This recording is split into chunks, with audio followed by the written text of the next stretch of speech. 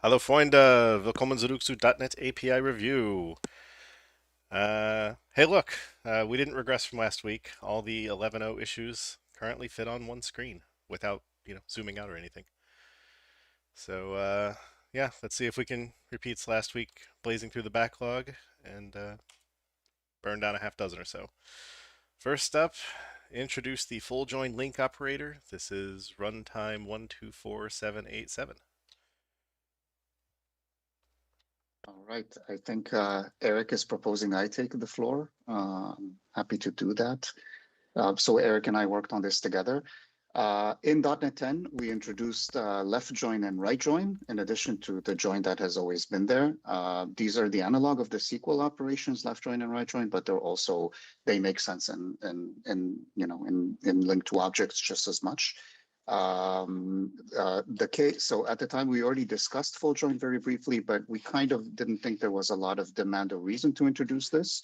In the 10 and the 11 window, we kind of have a new sort of use case for full join specifically, coming from AI and vector search. Concretely, usually this is very useful in cases where you need to combine the results of two searches. Very, like the very prominent use cases, you've got a vector search and you also want to do a full text search, for example, on a database, and then you've got two result sets. And what you want to do is to combine them together, which is what conceptually full join does. So maybe there's no result on the left side, maybe there's no result on the right side, but you still want to combine things based on whatever mathematical formula based on the scoring coming from both sides. So if you only have join, full join, and right join, then you don't have this ability to take two sequences where there might be missing things on both sides now and get some sort of result based on this.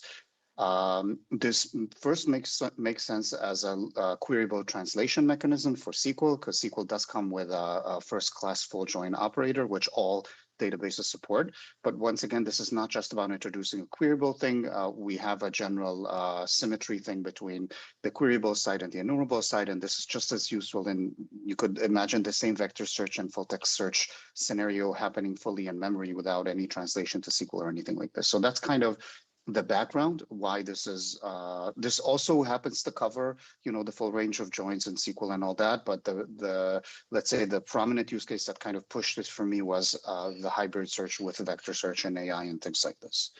Another small piece of background here is that in 11 we're also introducing overloads. We've already done this, overloads to the existing joins, so join, left join, and right join, where you don't need to specify a result selector. So originally you had to specify a result selector, which in many cases was a little bit annoying and redundant, as people would just, the result selector would just be new anonymous object of the outer and the inner. And we have introduced overloads, which basically do that for you. So they return a tuple of the outer and inner, and it's a bit more concise. This API proposal incorporates that thing that we've already been doing in 11 for the other join operators. So it's already part of this thing for consistency. I don't think there's too much to say about this. This looks like the signatures look, I do have one note maybe to question here, but in general, the signatures are pretty self-explanatory. You've got an outer sequence and an inner sequence. You've got an outer key selector and an inner key selector. So far, it's pretty much the same as we're used to. But if you look at the result selectors, you'll see that the outer and the inner are nullable. That's what sets this apart from the other join ones, where the question marks are in different places or not at all. There's a comparer for the keys, which is, again, a universal thing for all join operators. And that's about it. As you can see, like I said, there's overloads without a result selector, in which case we have an enumerable of a tuple, which has the same idea, the same thing. So there's a tuple with a nullable outer and a nullable inner. We've got these for enumerable, we've got them for queryable, and we've got them for async enumerable, which is the way we do things nowadays. We have symmetry across all three of these sequence types, basically. The one thing, I can stop now. I do have one thing that might be optimized on this proposal, though. You will note that if you look at the async enumerable, we've used, the proposal has nullable operators. Sorry, nullable parameters to cut down on the number of overloads. Notably on async enumerable, we multiply everything by 2 because the key selectors, there's a version that's synchronous and then there's a version that's asynchronous because these are async enumerable. That's a design principle in all of the, all of the async enumerable things. So we're just following that here. But otherwise, we just have 2 overloads for each one of these cases. If you scroll up to enumerable and queryable, though, we we followed basically the existing pattern where we don't use optional parameters, and we can. So we can collapse these 4 into 2 rather than having 4. But then it would be inconsistent with join and full join. But I personally would lean towards just having less overloads on a new thing rather than just going with consistency. But it's not a very big question. That's it for my presentation. I'm just going to add to that prior art with new LINQ methods is to just make it optional for newly added method groups. So I think we'll just do that and collapse the number of new methods being introduced. The other thing I was going to say is that all the patterns you see here, the nullable parameters and the tuple returns, they follow prior art that has been introduced in other join methods that we introduced either in .NET 11 or .NET 10.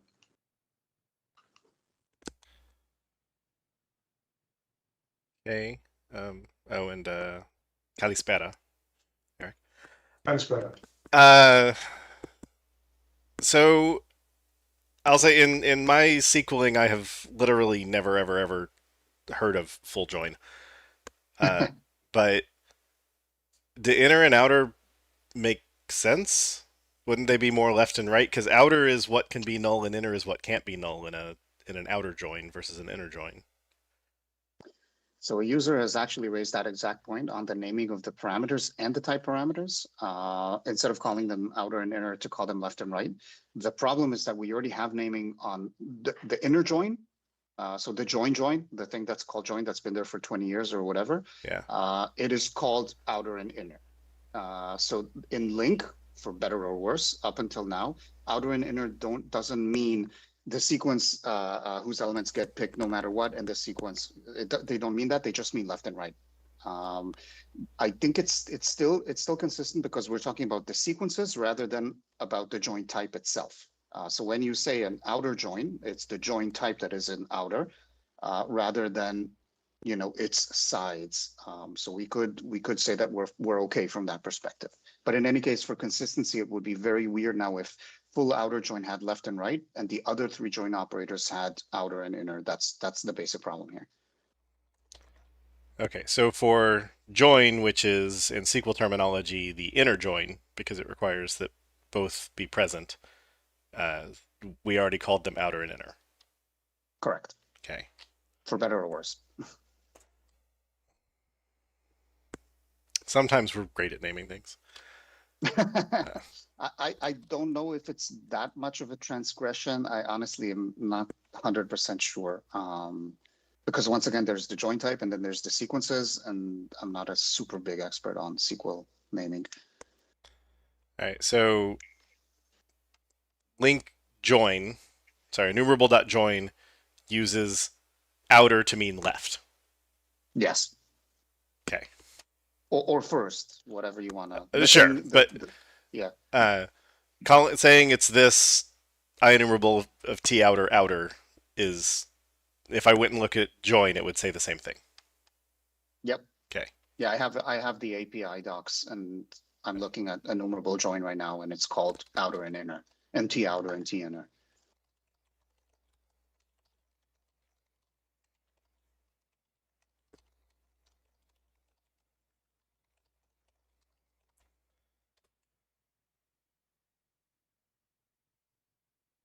Fair enough.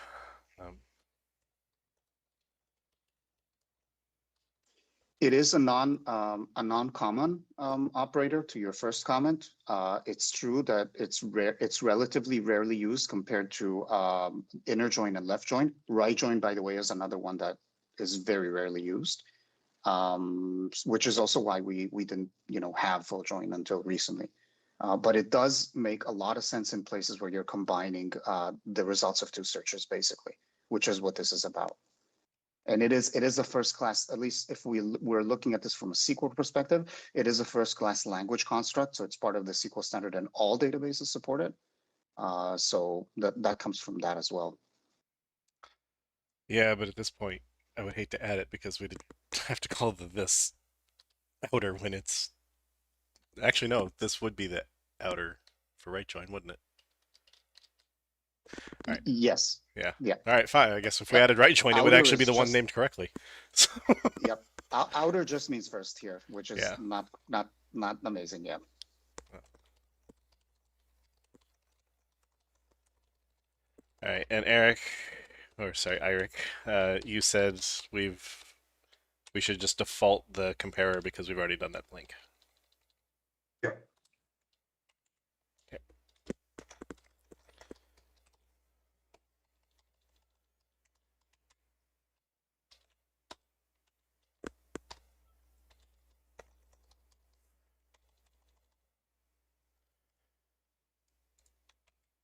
Well, I am glad I knew something about SQL, and I am sorry it didn't help. Yeah, not a lot of people know about this one. It's true. Oh, async and removal's in a different block, isn't it? Yep.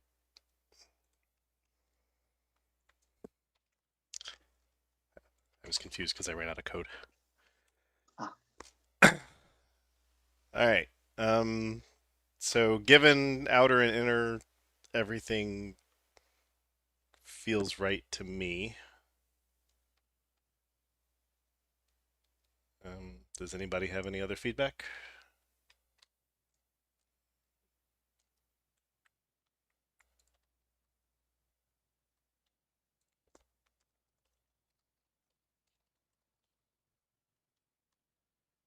All right.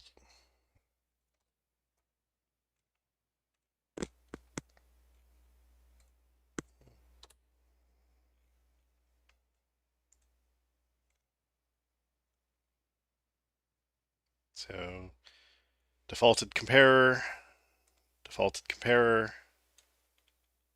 and twice as big with defaulted comparers because of the sync async selectors or whatever.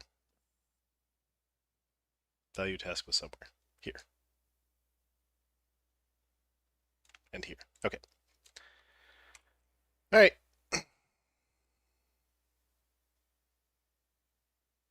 Chat asks, is full join equivalent to a cross product? It is not. A cross product is taking all rows, like all rows from the left side and all rows from the right side and doing a Cartesian join. So you get n squared, basically. Whereas this one matches rows from left and right based on their keys. So only rows where the keys as extracted by the selector is equal, only those rows are returned as pairs. Yeah. So a cross join is yet another operator, and you already can do this with select many pretty easily in LINQ. So select many is the way to produce a cross join. Or if you're using LINQ expression syntax, sorry, the language syntax for LINQ, then you can do from X and blah blah, from Y and blah blah blah, and that is a very natural way to express a cross join. Which under the hood, by the way, if you ever actually look under the hood, you will find a select many. That's what it lowers down to. Fair enough. So to answer the question, cross join is already well supported, and there's maybe not a join that's called cross join, but there's another operator that basically can be used to do the same thing, and we haven't seen any need to introduce a specific operator.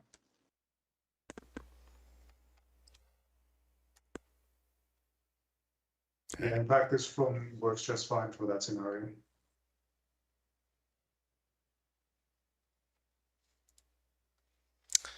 Fair enough. I guess All right. my turn. Yeah, so unless anything pops up late in the chat stream, looks like we're on runtime I think Maya wanted 90281. to say something. Yeah, I think she was asking, is she up? So I'm announcing her issue. Oh, sorry. And yeah, so 90281 quick stream priority support. Thank you, Shai and Eirik. And Mana, you're up. Thank you. I'm not getting personalized greeting. Hold on. Dobry Večer. Ah, nice. Really good. I didn't get one either. I wanted to point that out, but I opened in German because I was looking at your card. You may be confused because I often open in German, but I opened in German because I was looking at exactly. your card. So, guten Abend. It feels insufficient, but okay. I'll allow Guten Abend and Boca Tov? No, Tov's morning. Lila Tov. Sorry, Boca's good. morning. Or Erev Tov goes well too. Okay. All right. Now you've gotten 2 personalized greetings, even though one was wrong. All right. All right, Mana, you're up. Okay, so just a quick recap. QUIC is a protocol fairly new. It's used by HTTP3. It's based on UDP. It has built-in multiplexing and TLS 1.3. And for what we do in SystemNet QUIC is that we do not implement the protocol itself. We are using Microsoft/MS QUIC library, native library, to support this protocol. And we would like to expand QuickStream with a property called priority. And the priority comes from RFC specification. It is this property, or the value of it, is not transferred on the wire, and the spec itself is very short. It's basically up to the implementation, how this is getting implemented, and it's just to give means to the user to say how to prioritize the data of a given stream, whether it should be higher or lower priority than the default. So what we did was that we looked at different implementations and how they solve this, and basically did a common denominator so that in case we decide to, by some chance, to switch implementations, we wouldn't be limited by the API shape we choose in here. And so this property is of type byte because most of the people will not ever need more than 256 priorities for different streams. And we decided to put it as a settable property on a quick stream.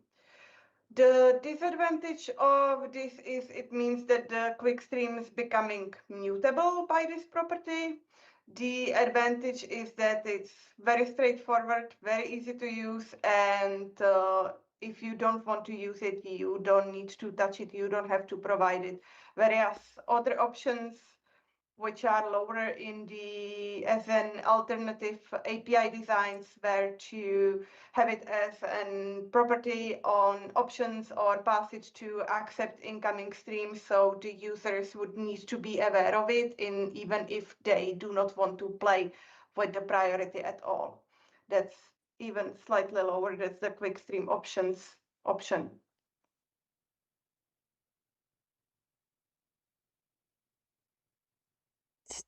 And that's, in summary, what this API is. So open to questions. So starting with the last alternative, the one that's on screen right now, we would have to be introducing the options bag. There's not already one that we could bolt this onto, right? No, there isn't. Okay. But because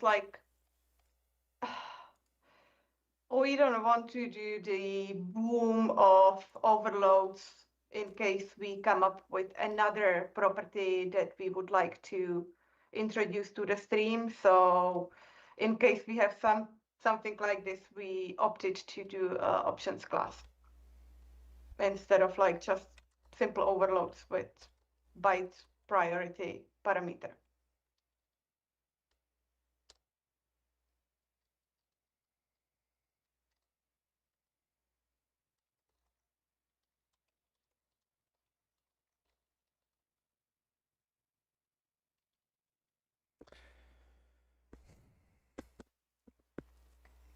All right. So it's never on the wire, so the protocol doesn't tell us how big the value should be, Exactly. because this is just for local priority queue. Yep. And all reasonable implementations support the stream changing priority after Yep. construction. And sorry. So, like you have in your example here, you have a stream, you set the priority, you ... then you change the priority. And I'm just making sure that, like, MS QUIC supports changing it presumably. And any implementation that you can think of, it would make sense to support changing the priority. Yep.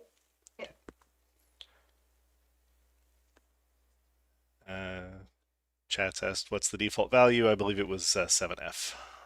So halfway. Yes, it's yeah. All right, so Chad is asking, should we say int instead of byte?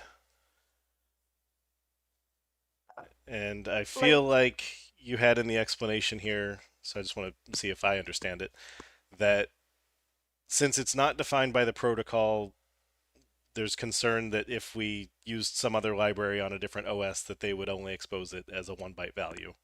And by saying byte here, we're just saying we're gonna stretch this to fit their range, but we don't want to say int and then have to try and compress it, because then priority max value and max value -1 are the same.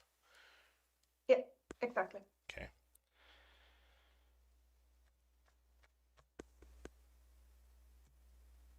Yeah, and then I also had the enum thought, and then yeah, this is about the best I came up with for the enum, and I guess the question is, how much do we think anybody's ever going to use this? We have a customer for this. I shouldn't be talking more about it, and like this is one of the highest upvoted issues in QUIC. So given the limited usage that systemnet QUIC is getting, this is actually quite sought after addition. So I hope so. There's going to be quite a lot of users of this. Well, because if we think there's going to be quite a lot of users, then we should make something aesthetically nice like this. If we think that the 6 people that are experimenting it with right now who want this are the only 6 who are ever going to use it, then it's fine being a little uglier. The disadvantage of the enum is that this is not the full range, so obviously people would need to use the byte value. If they wanted to use any value in between, they would have to shove byte into enum property or vice versa. Yep. So there would have to be like casts, and that's why we decided the discoverability of being able to cast enum to any underlying value, not all the people know about it, so they might be confused whether this is all the values they can use or whatnot. Don't we have the same problem with compression levels in zip or something? Don't we have a sparse enum I don't remember. that I feel like compression level's sparse? I believe we used to in the past, but then blocked that and introduced actual numbers.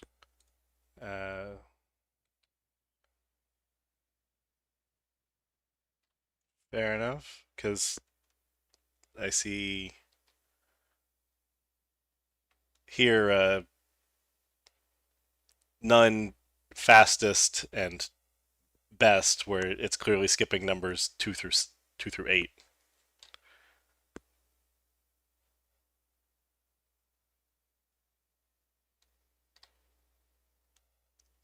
But I don't know if you can just cast it past a number.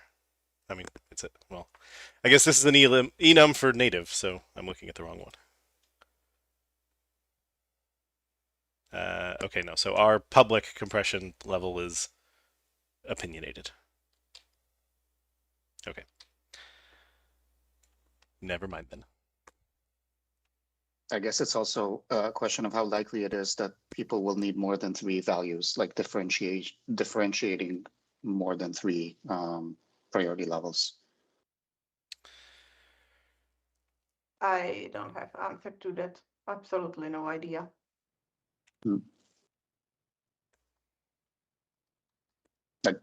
I do tend to think that if there's no blocking reason to support more than 3, then it would be a bit of a weird thing for us to semi-block it to only 3 by having an enum with 3. Like having a number there sounds more like useful, even if somewhat uglier. Yeah. There's also prior art with priorities being simple numbers like Unix nice and various other things, rather than a set of values like enums. Yep. All right. Kevin suggested that we should add a public const default priority on QuickStream, just so people have a place they can Yeah. look. Yeah, that's something we discussed in a team and as an option, but did not feel strongly about it, so it's not part of the API design, but I don't think there's anyone against it.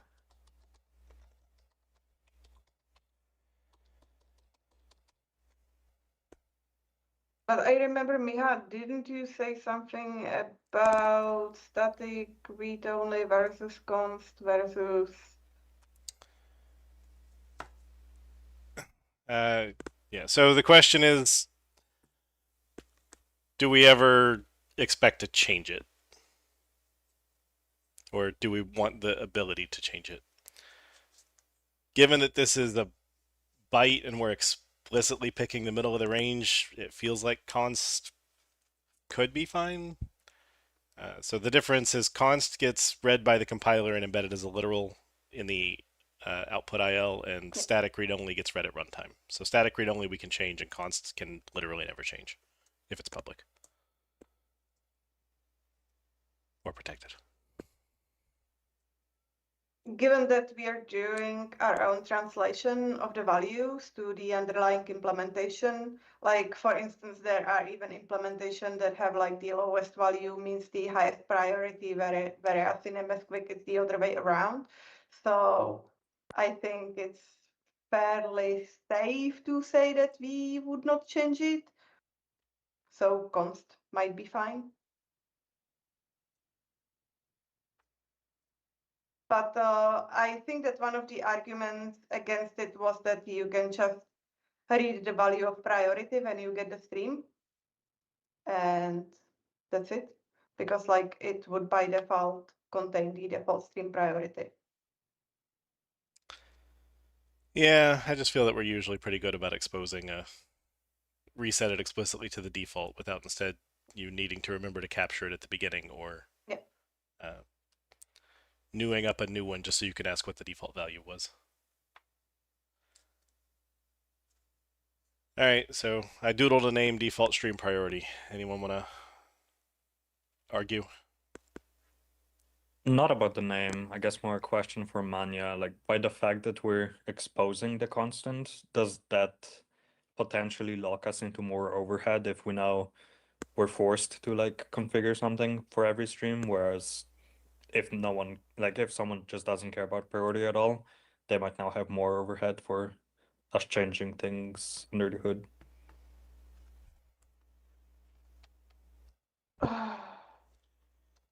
I'm not sure I fully follow this question. Example? I mean, like expecting that like someone might not care about priority at all, then like right now we might just not call any MS-QUIC config per request.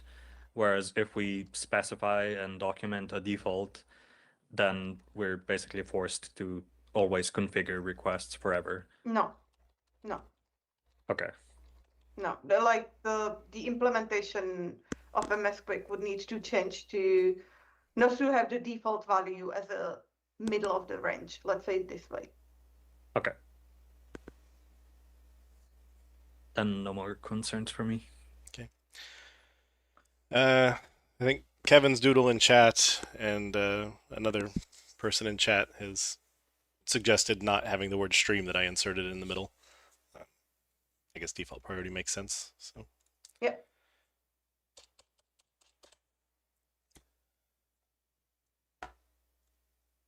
all right. Any other? And chat has also suggested or asked, should we just use S byte instead of byte so we can have 0 be the default? And then I answered, CLS compliance suggests we shouldn't use S byte unless we have a very good reason to. And I don't think this is a very good reason to. I know we don't care about CLS compliance, but it is a starting point for discussion. I assume the documentation will cover if 0 is highest priority or lowest. Yeah. Okay, Yeah. because there's. Yeah, that was. Oh, yeah. It was up here in the. Yeah, it should definitely be in the docs. Yeah, it's one of those things where you never know if 0 means highest or 0 means lowest. Yeah, I mean, we could also const the highest and lowest. That's the replacement for the nice enum. It is, but it still expresses that you can specify values in between them. Yeah. Would that make you feel better, Tanner, if we said lowest was 0 and highest was FF? I think it would definitely make the code more readable. Otherwise, I'm probably never going to use QuickStream myself, but I know in other cases with similar APIs, I end up having to stop, hover over the variable, determine what it meant from the docs, whereas just, priority equals QuickStream.lowest priority is very understandable what it means. Mm-hmm. Yeah, but you need to know that the constants are hidden in the quick stream. Unless you hit quick stream dot, you don't know you have the constants there. Yeah. Yep, but now the problem is if somebody writes, if they write priority as lowest priority -1, that'll fail to compile. It will convert to an int and require them to cast it back to byte. Which so then it'll fail would to compile. become FF. But if they set priority to minimum and then priority -, then now it's highest. Yes. All right. Any objections to adding default highest and lowest priority consts? I might have a slight objections because it's making the quick stream unnecessarily bigger with the constants, and they are additive, so we might just go with the documentation for this release and see if that causes problems and then introduce the constants in the next release. That's just a suggestion to make the surface smaller. Tanner? Don't have an opinion. Okay. Yeah, I can get behind Liss's more. The nice thing about S byte is if the default is 0, then you can just use default, like the language default, and then min value and max value are your highest and lowest priority. That's the nice thing with the numbers. I mean, are you speaking whimsically or actively suggesting S byte? I do tend to agree with Manya that it's probably a bit Yagni, and a bit too much maybe, but yeah, somewhat whimsically too. I mean, it could just be int, right? And then there's no CLS compliant consideration. There's no usability considerations around having to cast everything because small types all implicitly upcast to int. And then you get all the other benefits too. And then you get a bigger range than the underlying implementation supports. Yeah, and you just clamp or divide. It sounds like we're not really supporting all possible values anyways. The problem, yeah, so dividing so that you get scale sort of makes sense, but I feel that if it does int, then the correct implementation is that the local copy needs to remember the int and then send the scale down to the native library, so that if you plus plus, it does something, and if you plus plus enough, then eventually it'll actually roll the number. But if MS QUIC is only using a short, clamping is weird because now you can't talk about the highest priority unless we say that we're going to clamp it to short.max value, at which point we need to publish the constant. Fair. Like saying int means that now any vendor library that we use, we have to now translate the full int range into their range, or with possible losses of, hey, on Linux plus plus actually increased my priority, but on Windows it didn't. And I'm aware right now we use MS QUIC on both, but I'm thinking in the long future. So I agree, int is more standard and lets negative be an obvious lower, but I think it's going to be more problems than it's worth.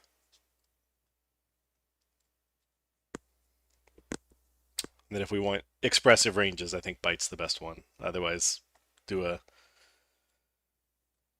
9-tier enum with highest, lowest, and try and name a little low, a lot low, pretty darn low, and lowest. All right. It's only taken 6 Slightly years, but more I than made low. someone laugh in this meeting. Okay.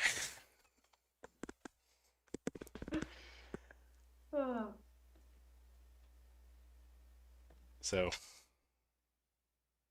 but again, if people think that SByte is actually a natural representation here, we can talk about SByte. Anyone want to oppose it?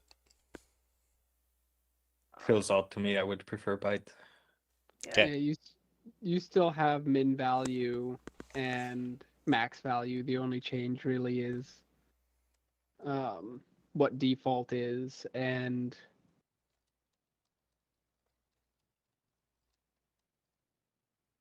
I'm not sure it's worth enough. There's really nothing wrong with SByte. All modern .NET languages support it. Like VB was the main reason why not, and that changed years ago to get all the features. And the language hasn't properly. None of the languages have properly respected CLS compliance in years. Conceptually, span of T should not be CLS compliant. Based on what the original rules for compliance were. So, like, all of that's kind of out the window, and I don't think we really strictly need to care about that. We just care about what's the most usable and most accurate for the data type. And often that comes down to everything else is using int, so just use int as well. But in this case, everything else is using byte, so just use byte as well.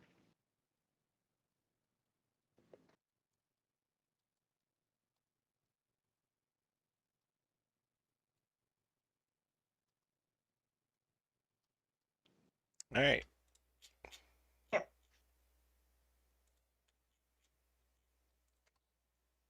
Good thing I already opened all my tabs.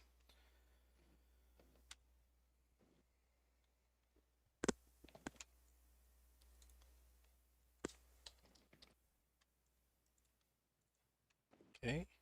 Thank you, Mana. And next up is Mana.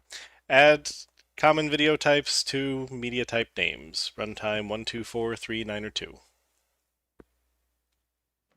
And the actual proposal is in the last comment from Steven. Grr.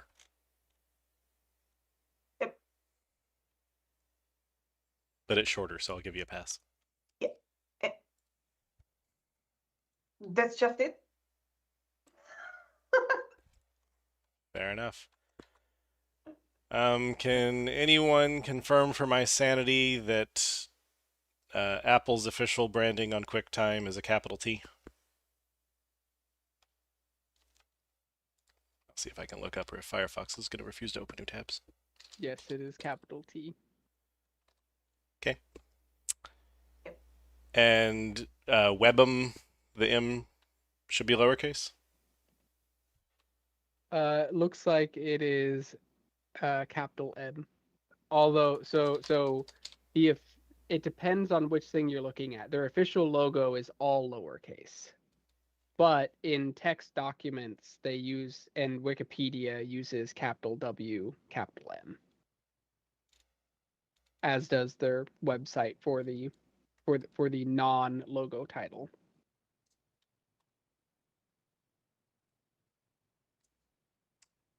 So sounds to me like we should capitalize the M. Yeah.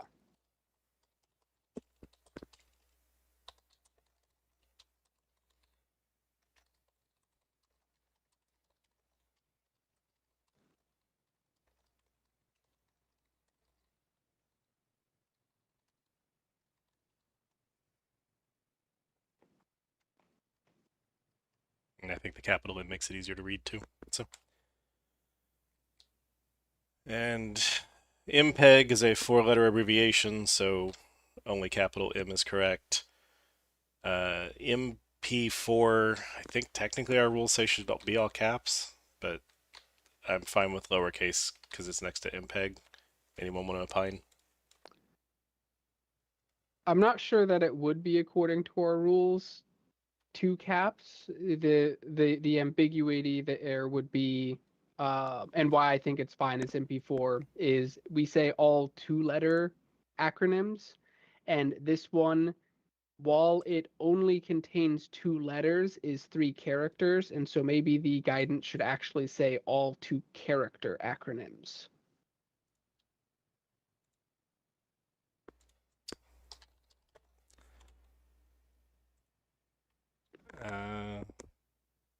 Maybe.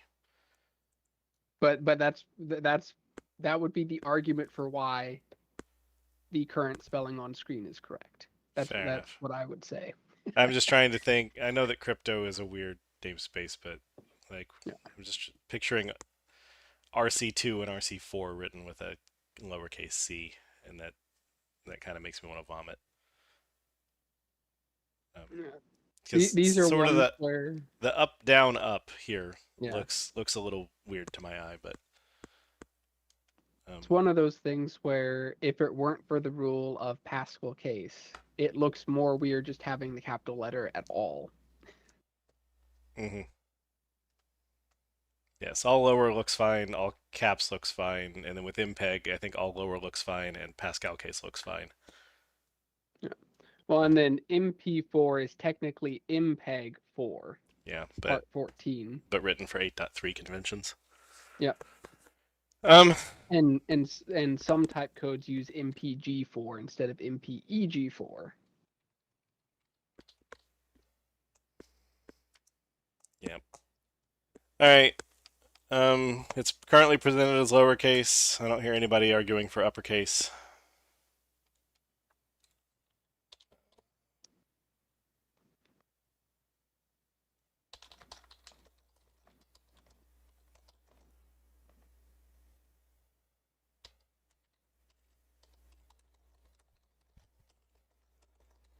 And we're leaving the P lowercase.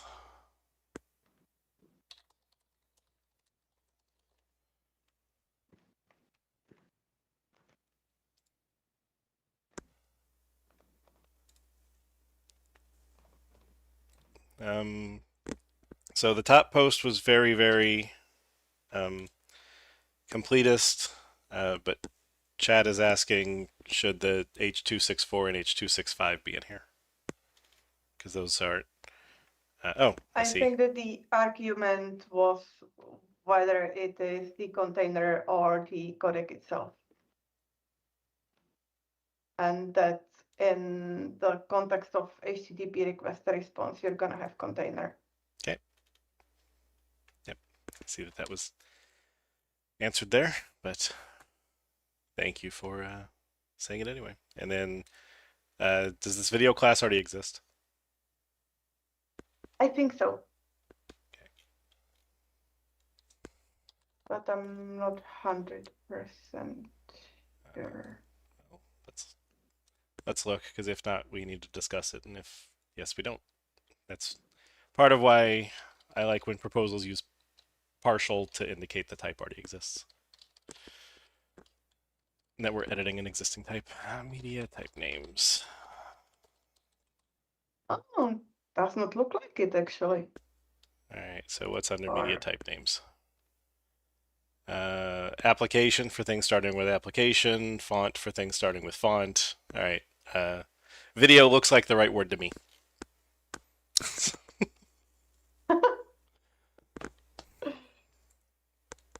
All right, anybody have any other comments? Sold. thank you. Thank you.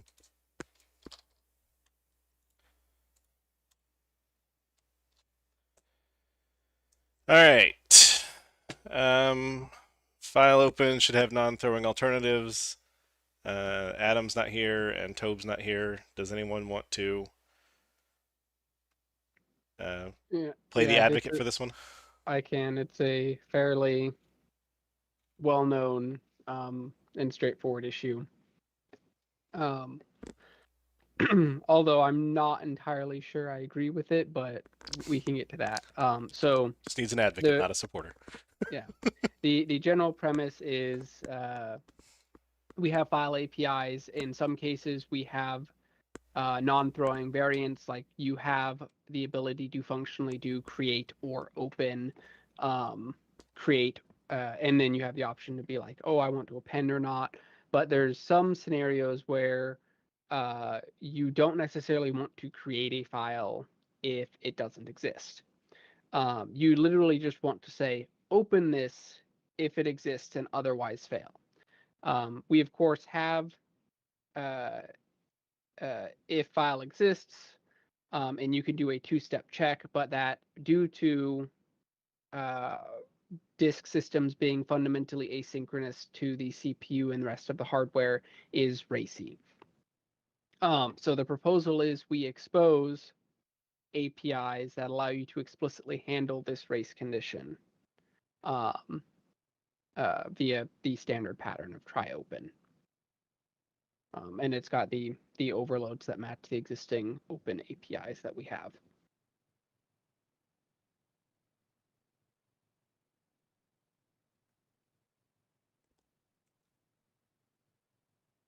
Okay.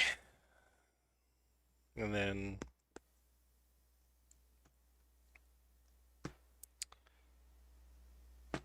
if we wanted to default anything here, the out moves up. Yes.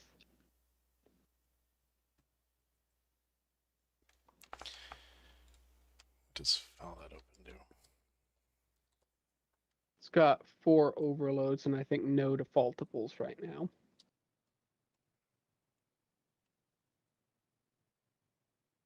All right, we do make someone always specify the mode if they call open.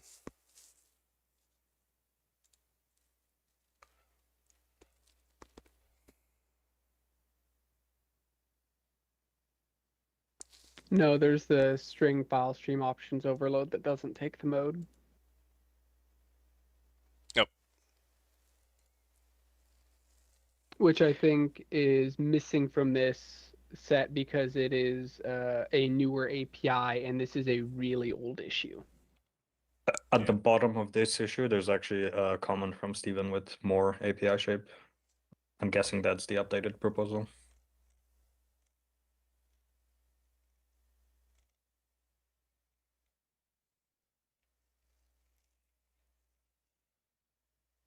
Yeah, so he added file stream and then 2 more with try open handle.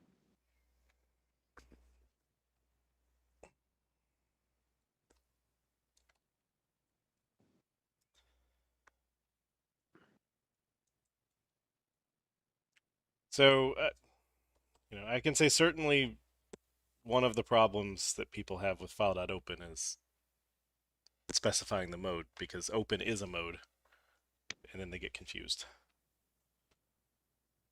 Yeah. So I sort of don't like that if we're changing it, that we wouldn't have a version that uses file mode open as the default. We could always have another overload that is just path file stream and no default. And file stream options ends up doing that because it defaults the file mode to open. So if you say new file stream options, but yeah. The devil's advocate for why not to do this. So I do think that overall this will probably make the .NET community happy. It's a issue that many people struggle with. They hate writing try-catch exceptions, etc. And I think overall it is worth doing, but the devil's advocate for why not to do it is that this is a race condition. Your code is likely buggy if you end up in such a race. If you are trying to open a file and something else is competing with you for that resource, try open's not really going to fix anything. It just saves you from having to write the try catch exception. And so that's kind of the devil's advocate is you're using this to avoid a race condition that should probably not exist in the first place. And if it does, you're missing some kind of global mutex over that resource. No, I mean, a common global mutex is creating an empty file, but so this is for that scenario. It's did you get the mutex? I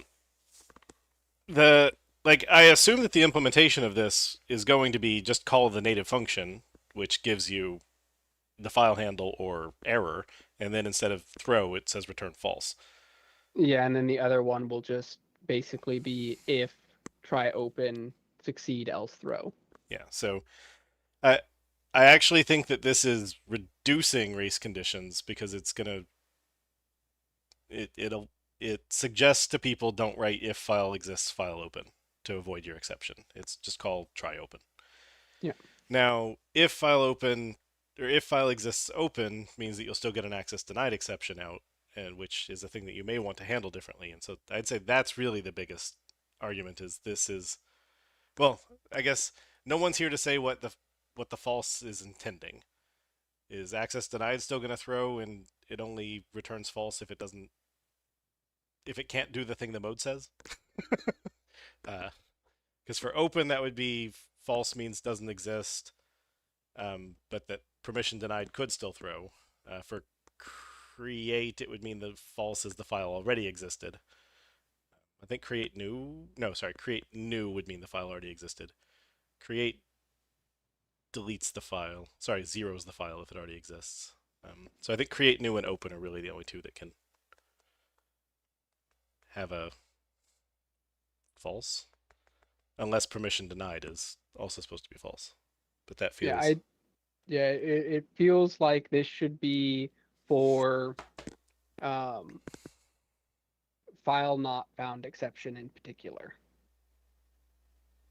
Yeah, or whatever create new gets if the file exists. Yeah. So because we have the policy of like one failure mode, it should probably, we need to pick that for each case. And I think for the general open case, you just want file not found exception.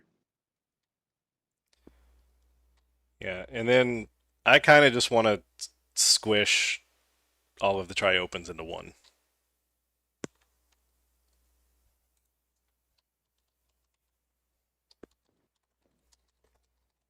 By defaulting mode to open, two, access to read write, and file share to whatever the default is for that one.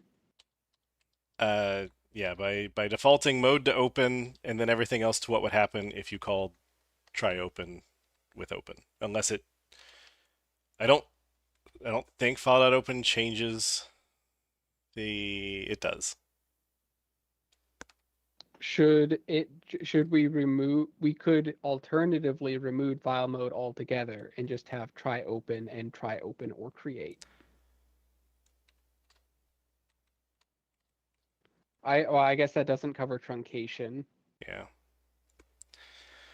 and it doesn't cover append, which opens and then moves to the end. Yeah. So Yeah. file.open with the mode. If you call append, it's write without read, and if you call anything else, it's read write. Yeah.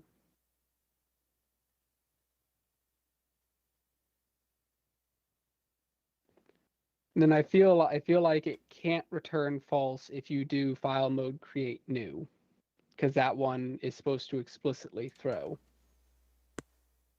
Well, I guess that one would be that one makes it functionally try create. So that one would not throw if it does exist because it failed to open it because it failed to create new. Right. Our IO APIs are a mess. Yes. Create new is throw if exists. Yeah.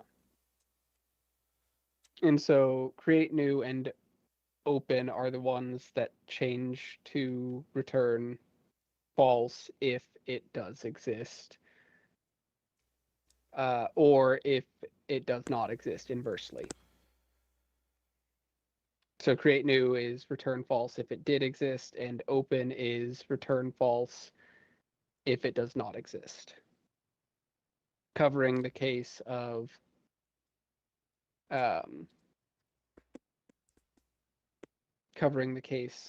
case is not there already.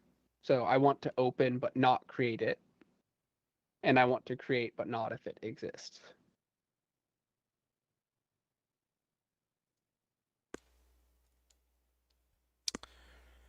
For what it's worth, we could default mode, and we would just say that the default file access is 0, which is not actually legal.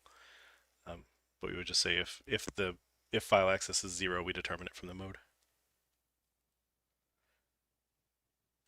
We could add file access equals default and then just propagate it everywhere. Yeah, I mean, we can also just say file access equal default. It's a flag xenum.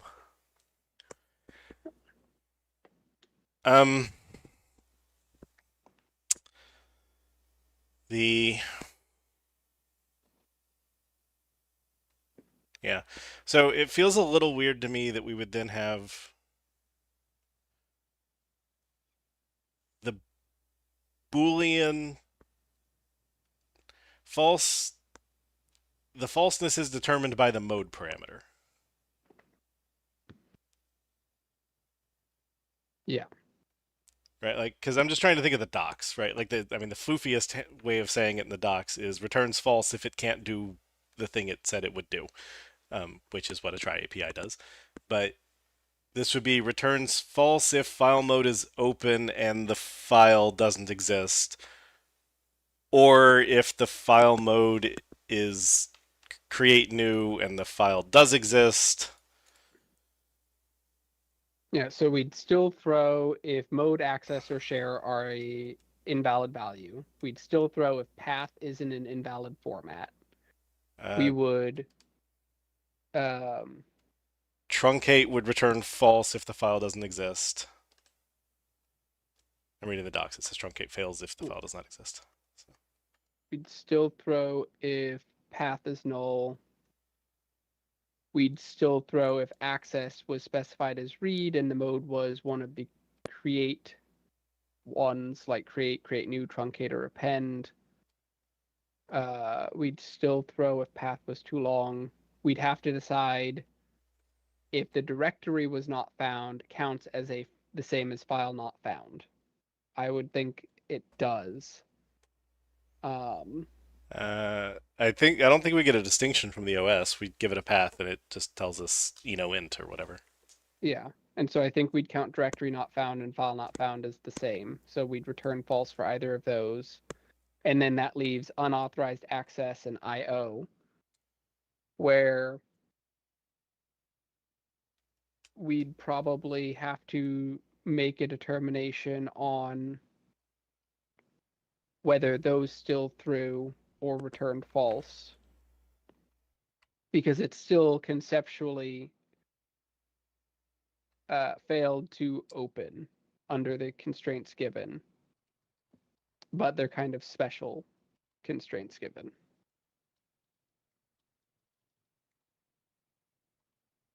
The comment from Stephen directly under this proposal seems to suggest that like only argument null and that the enums being invalid would throw, and everything else would be returned false. Okay.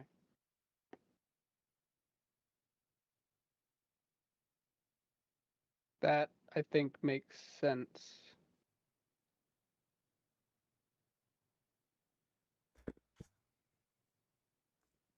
I don't like that. It seems a little bit odd for the path too long, because you don't have something actionable you can do. It's not a Well, path too long, I would say that's file not found. Like, I'm fine with that one returning false because it's you asked me Okay. for a really long thing and the OS doesn't support file paths that long, so no, it didn't exist. That may actually be untrue if you have reparse points and there were multiple ways of getting at it, but the fact that it can't resolve the path means it couldn't. The file does not exist at that name. Access denied is the file does exist, but you can't open it, and I feel like the code, because really the answer for when you should share a return false is does the common recovery path the same? And I feel like access denied and file not found do not have the same recovery path. At that point, you want to know what the difference is. should this be an IO operation status returning instead of a bool, and then we can just give the users effectively the underlying opcodes? I was gonna say, do we have an IO status? No, we just have operation status, which is really buffer operation status. Can't reuse the name, so I was just throwing out IO operation status, and we can fill it in with the basically the exception types. So path too long, directory not found, file not found, unauthorized access.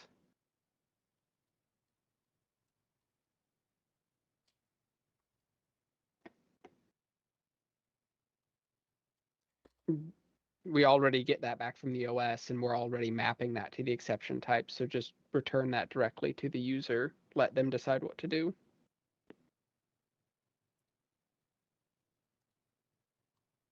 Yeah, Yeah. but that feels like now we really want somebody from IO here.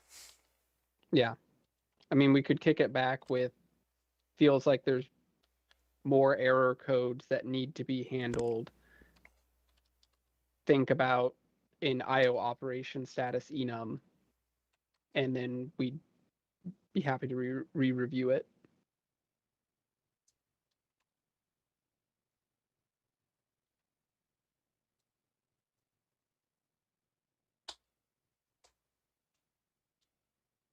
Feels like they should also be exposing APIs that take read-only span. I feel Because like we've frequently trim paths. fair enough. I feel like we've said that, or I feel like we've never taken a read-only span for a path.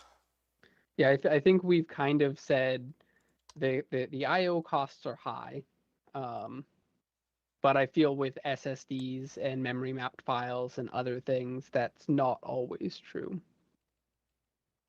But scope creep.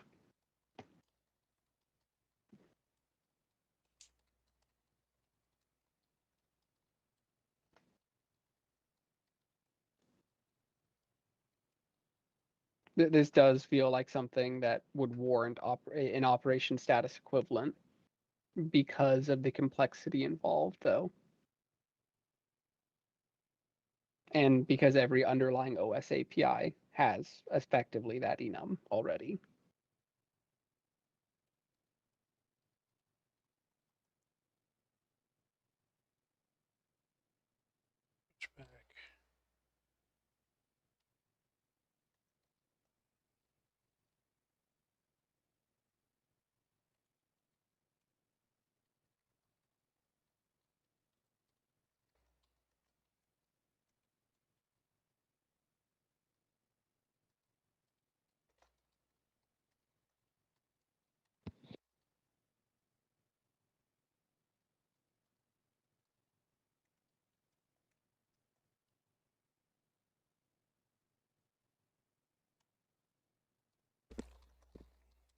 Looks like some of that was also discussed in the issue, just like reading more comments in the alternative designs that Stephen mentions later.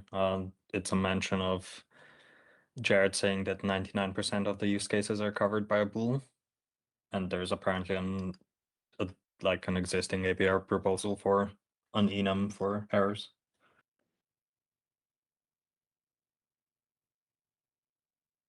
Yeah, I feel like the case of bool though depends on what you think the bool is returning true or false for. And with the enum, you can just do equals success does not equal success for having the bool equivalent. So if we return the enum, we give the users the power. Anyone can trivially create an extension method doing the right thing or whatever convenience thing they want. And they can even expose like append variants that are effectively try.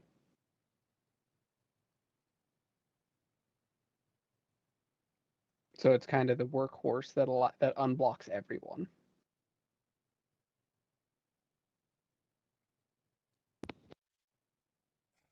All right, so this will be being bounced back as needs work.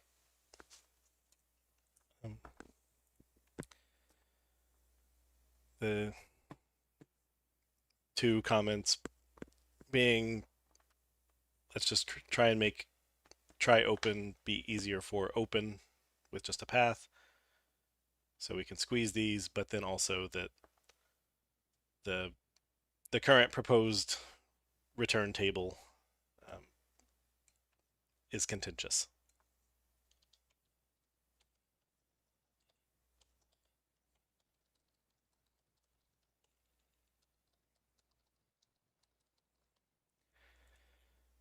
Do we have anything else we want to say on this one when bouncing it back?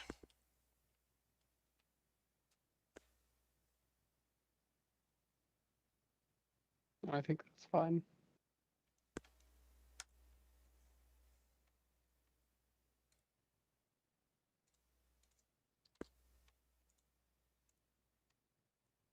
Okay.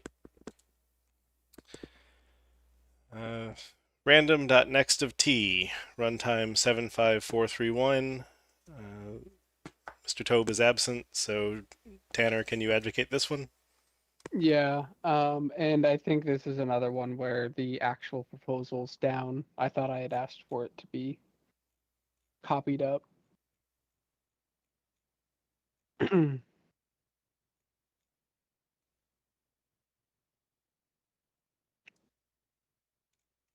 Yeah, I'm so just seeing if there's a later one than that. Nope. it doesn't look like it. That's the one. Yeah, the basic premise is we have int next. We've got random.next today for integers, and then we've got next single, next double for floating point. There's a general desire for people to be able to create random numbers for any binary integer or any floating point number. And so there's a set of proposed APIs covering the 3 overloads we have for the other types for ints and the one for float. There's some discussion a little bit further down that covers some of the nuance here. So the way binary integer works is that it just indicates that it is a binary integer. There's no technical strict requirement that all possible integers between a given min and max value are representable. There's no strict requirement that it be an actual 2's complement integer, etc. However, there are serialization APIs on it, read and write with Indianness that strictly go through a 2's complement number. So we can reliably provide an implementation for any numeric type by essentially generating using the underlying next byte still and producing a T with the nuance that if a user implemented a custom type that could only represent odd integers, for example. I was going to say there even, would but be continue. Yeah, there would be bias introduced by the next API, and they would need to provide their own custom API for that support. Same as if they allowed saturation past min and max value. Right. Well, but my concern with the, you said odd, so let's say odd integers only. So if I were to call random.next of odd integers dot min val, which presumably is 1, and then I give it an odd integer of 3. If we just turn this into bits, generate a random number, we can generate the number 2, and then we call create checked with 2, and then it throws. No. Because 2 is not a representable number in this universe. So given a it somewhat depends on the type. You can have a type that strictly throws for anything non-representable, which would be almost unusable. That's why I said create checked. Yeah. So create checked doesn't strictly always throw in every universe either. You also have cases like floating point, where not every number is strictly representable, but the behavior of the type is that any input rounds to the nearest representable and it saturates. And so even though the source input may not be exactly representable, it is still representable. And so you can have types where an integer only represents odds and evens are rounded with a default behavior to nearest. Fair enough. I mean, well, yeah, so I saw your comments suggesting that the import export is that if you're the odd integers, you should not export yourself as 1 is 0 and 3 is 1, and so you shouldn't be basically taking that number, doing shift left 1 and setting the low bit. Yeah, that's how you would implement that one. If you internally represent yourself differently, you still have to expose yourself as the appropriate value for that type. So the expected implementation of the get bytes and from bytes is that you are interchangeable with the normal integer types. Yeah, the read and write ones specifically take a 2's complement integer and require that if it is between min value and max value for the type, that it become a representable value for the type. Except for checked. Well, read and write do not have a checked version. Oh, fair enough. Yeah, it is specifically, it becomes a representable value for the type if it is between the min and max. Okay. Which has bias chance, but I expect that users aren't going to have such types in practice, especially not if they're claiming they're binary integers. Right. So, yeah, the note that I had given on this one is I had hit all these Godonkin experiments when considering the batched random proposal, which I think we talked about like 2 or 3 years ago. And the feedback on that is, can we make it generic? And I hit this is in a security namespace, and I don't know that I can assert that everyone's bits work like int32. And so I paused. I'm fine. I'm, as security hat on, I'm fine saying system.random is already not supposed to be used for security purposes, and it already has bias. And if you have a type that has things like odd numbers or even numbers don't make sense, and you're rounding and introducing more bias, I care about it way less in this namespace. But it is still a you concern. still probably wanted to approximate the uniform distribution, right? Even if it's not meant to use for security.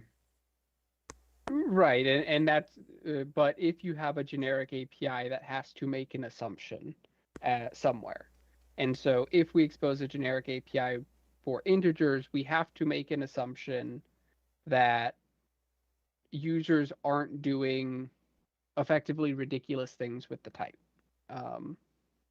like skipping large ranges of values for an integral type. Yeah, because really it falls down anytime there are holes. Yeah. So I think it's reasonable for us to document in the remark section for next t, where t is I-binary integer, the implementation assumes a linear distributed integer.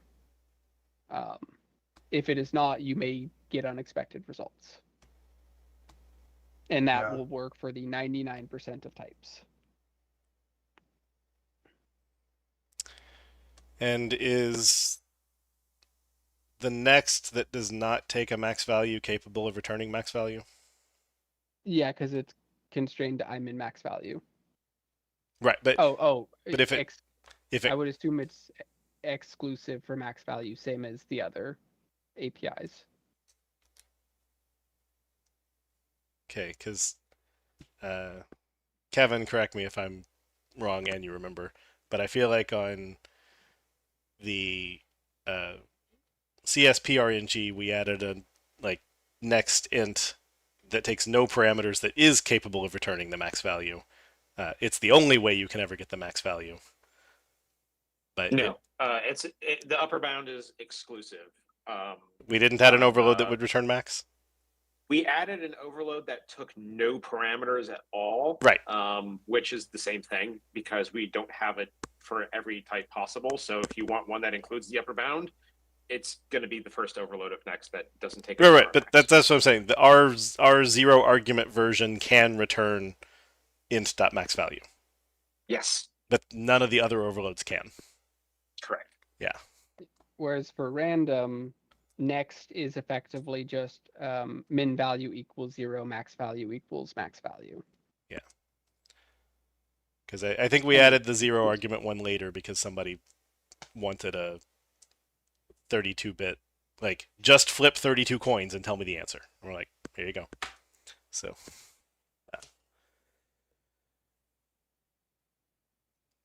One concern I have with the current name is that, assuming we approve this as it is, then we lose the ability to use a next of t method in anything other than I-binary integer of t.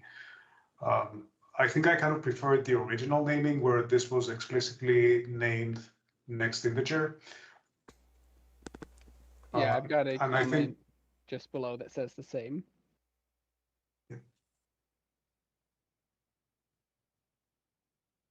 because presumably in the future we might have an interface called I-randomizable of t, for example, and assuming that existed, then that would be our canonical next of t method. I'm not saying we'd be adding that. I'm just saying that would be a more natural fit for that method name. Agreed.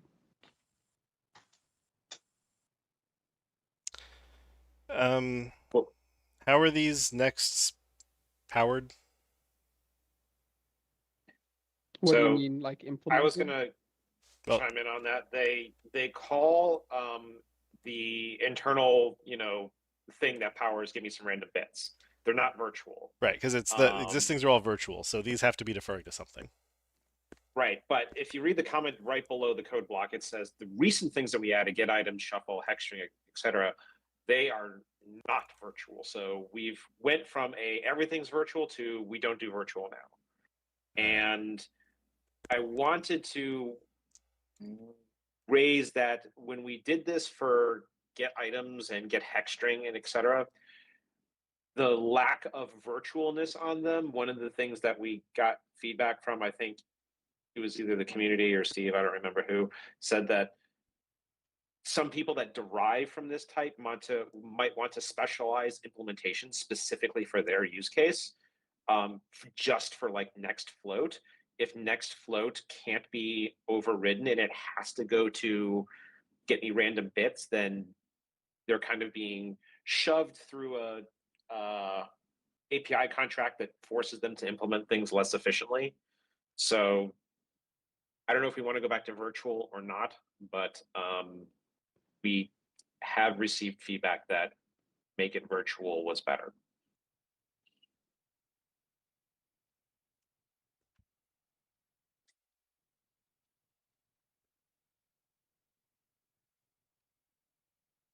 Fair enough. Sounds like they're introducing biased randomization. Ugh. Yeah, well, I mean, the reason, so next bytes being one that wasn't listed as being existing API for reference here was the shuffle is easy. We already had next that gave an int, so it's shuffle could call next event, get items could call next event, get hex string could call next event. I don't know why anybody implementing one of these things wants something better than next event. They would be wrong. I think it's because they wanted to batch. They wanted to override like get hex string to just call, I know the hex length, that length of the hex string that I'm going to get.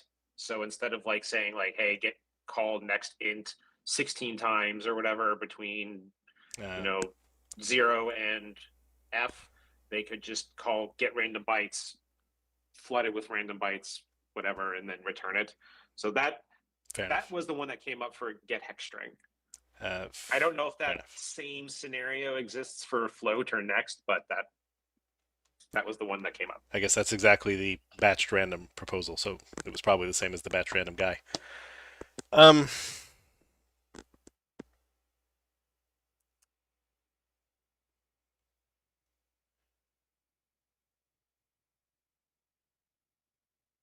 I mean, we can certainly be virtual with the default implementation of calling next event. The general feeling that I have, of course, is that virtual is bad. Virtual is something you need to design for. But given that this is a type that started with everything's virtual, then maybe it's fine. We can always start non-virtual and make it virtual in the future if enough users ask for it. But that is a debate between us and Jared. But yes. Yeah. Because theoretically the compiler might not emit a callvert. Right. But I'm not sure that I would trust most users, even those that are trying to do batching here or something else. And I don't think you could do batching here to implement this correctly if they were to override it. And the same for next float, particularly next float, because of the nonlinear distribution.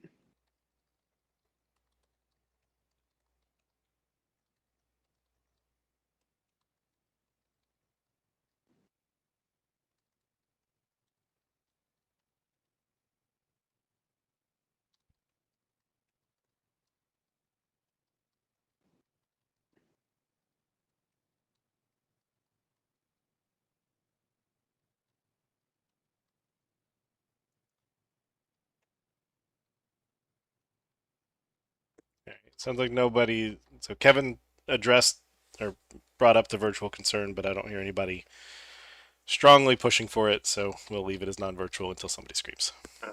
Yeah, for the record, I don't want it to be virtual either.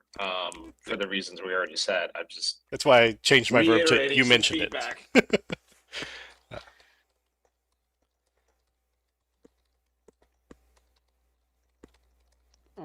For next float, I had a comment below as well. So specifically, this is IEEE 754 binary floating point.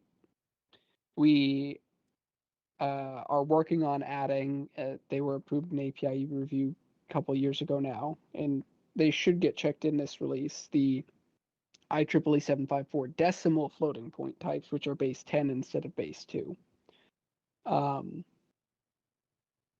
Float is a general purpose term that applies to all floating point, but which, particularly in .NET and some other languages, tends to be thought of as binary floating point. But it does raise the question of, is next float here okay? Do we want something more specific? If we were to expose the equivalent for idecimal floating point in the future, would we just call that next decimal? And basically that's the open question: is next float okay? Are we fine with baking in float as the general term for IEEE floating point here at the library level?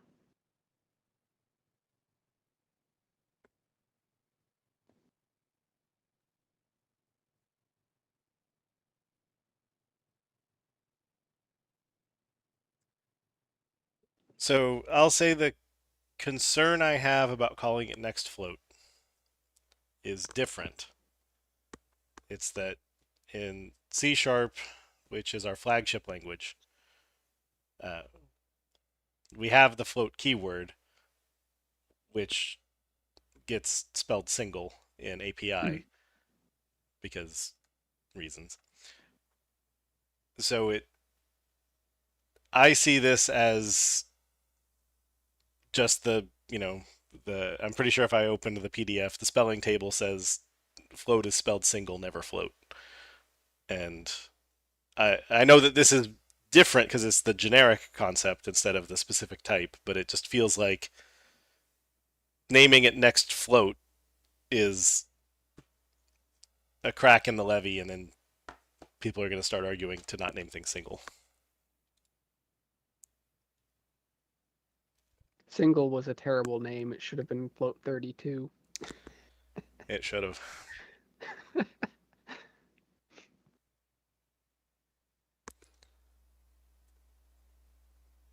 Is it even called single in like any other language? Like double was borrowed from something else, right? Like C++ called it that or something. Well, the original IEEE spec used the term single precision, double precision, Okay. extended precision. And that's where Gotcha. the names come from.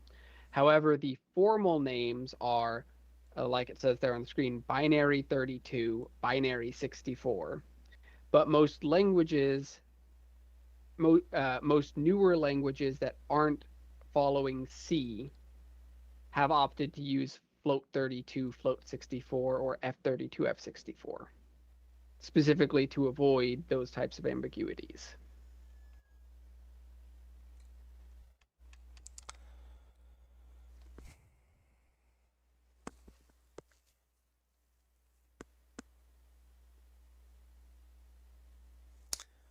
Yeah. So if we called it next binary float, I would say that solves the concern because we're not calling float the type. We're using binary float as like, that segment of the name is good enough. Mm-hmm. And then presumably we'd use next decimal float. Yeah. For the other.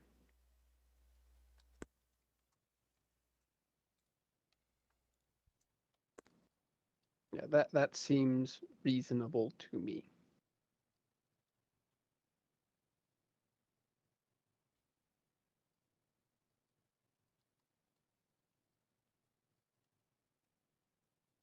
It's extra verbose, but people probably aren't going to be using that API very much. Not likely to be creating custom floating point types either. Indeed. Should it be next binary float or binary floating or floating point if we want to go even longer?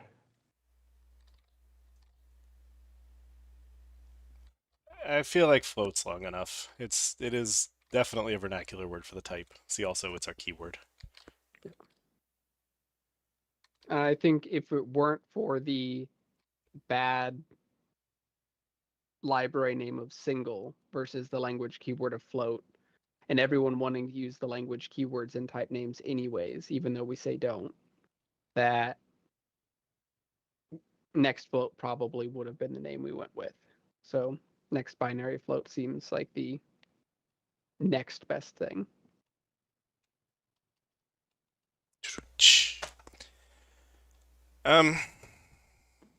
Kevin, I know we talked about the get at 32 that doesn't take parameters, but I'm not seeing it.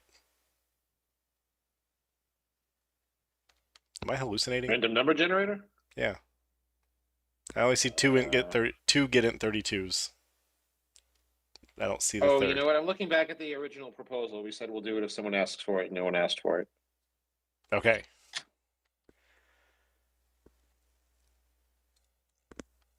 Yeah. So, I feel like based on what we discussed for the CSP RNG that this guy should be capable of returning max value. The API review notes say that we didn't implement it because it's basically just get me 4 bytes and write it to an integer or reinterpret cast or whatever you want to do. Mhm. There's no cleverness required to implement it. Right. As opposed to with your min and maxes where you actually have to do some discard retry stuff for avoiding bias.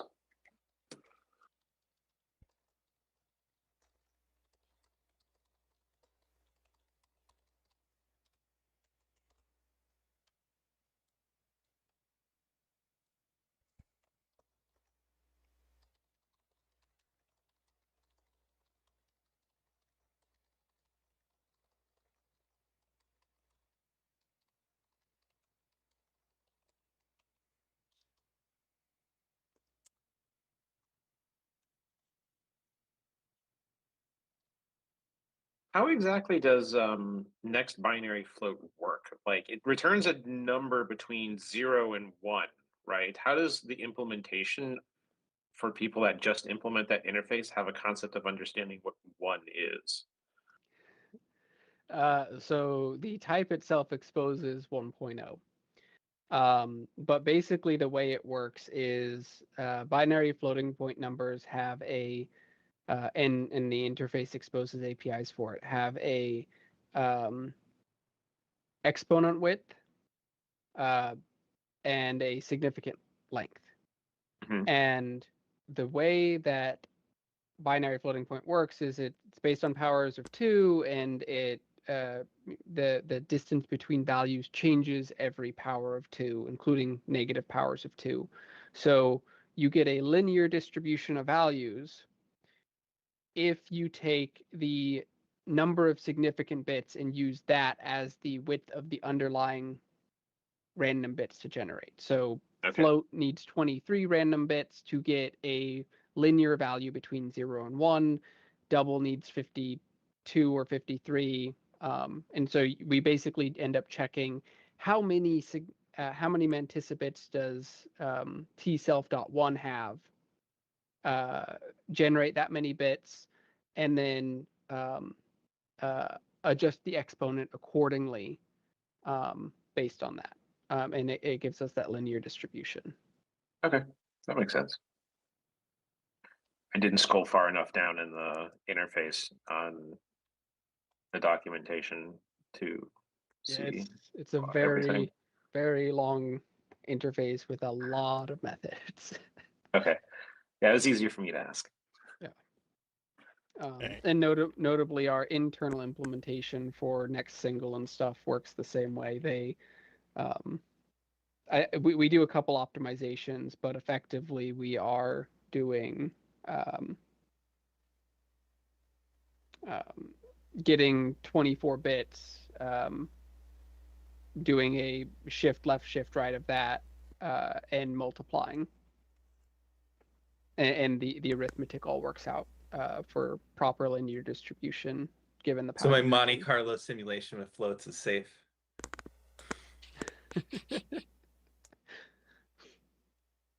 I don't know. I always try to use ints if I can, or longs, just because I then don't have to look at the IEEE 754 spec or whatever it is.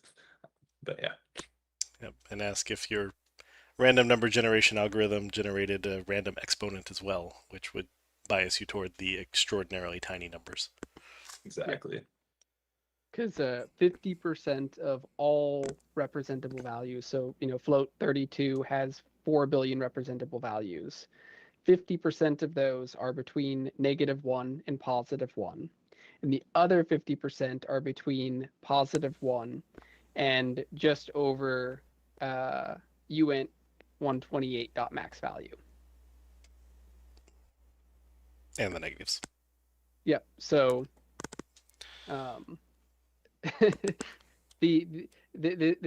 it's fun when you get into the math behind it and you end up having to explain to people like, this is why you want to normalize all of your floats, because it increases your precision without causing loss of data. When you normalized between 0 and 1, do all the math and then scale back up. Yeah. Also super fun when you set a float equal to int max value and then plus and it doesn't change. So.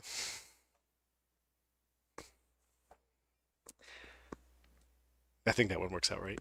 Float only has 24 semantic bits, so you'd be out of them by then. Yeah. All right. I left the note that says the parameterless one should be full range instead of deferring, but and nobody pushed back on adding integer, and nobody pushed back on inserting the word binary. So I think we're good here.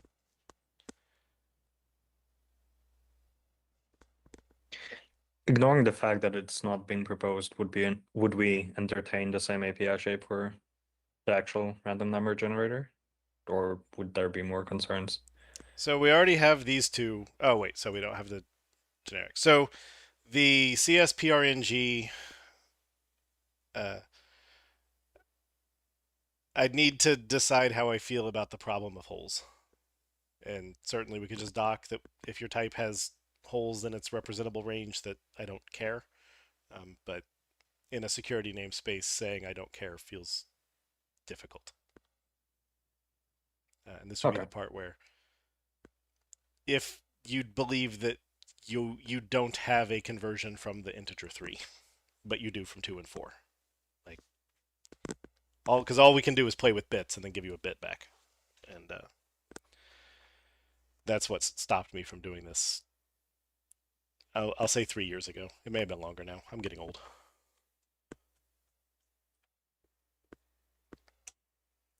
But now that we have precedence here, it'll probably be easier to get me to cave. Sure.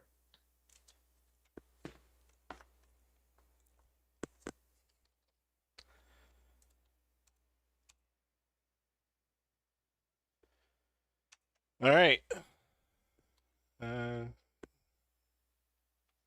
So I think Jerry's still with us. So you're up.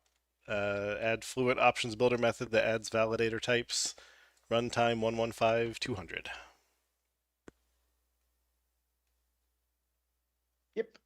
The idea is to have kind of a convenience method that will be called validate with, to add validation into your options, because to do it manually without the method, you need to do a little bit of dance to put everything correctly. It's written down below. Otherwise, it's just a convenience method. So you save a little bit of headache putting it together correctly, and also having like 2 registrations. Yeah, there it is. So you need to do add options, and then here it's add transient. I think by default it's add singleton, and just a couple of interfaces and options.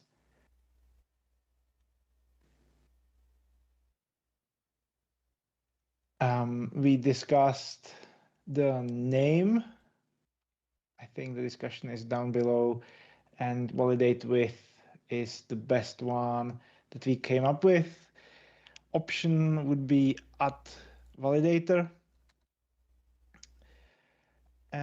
And given that we have validate method where you can provide a lambda, we consider that as well, but it felt weird that you would have validate where one overload is the lambda and another overload would be generic, and you would just provide like the T and it would register that validator for you and do the validation. It was like same method, but two different implementations or two different behaviors. So validate with, because it kind of feels better than at validator, but no like strong opinion on that one.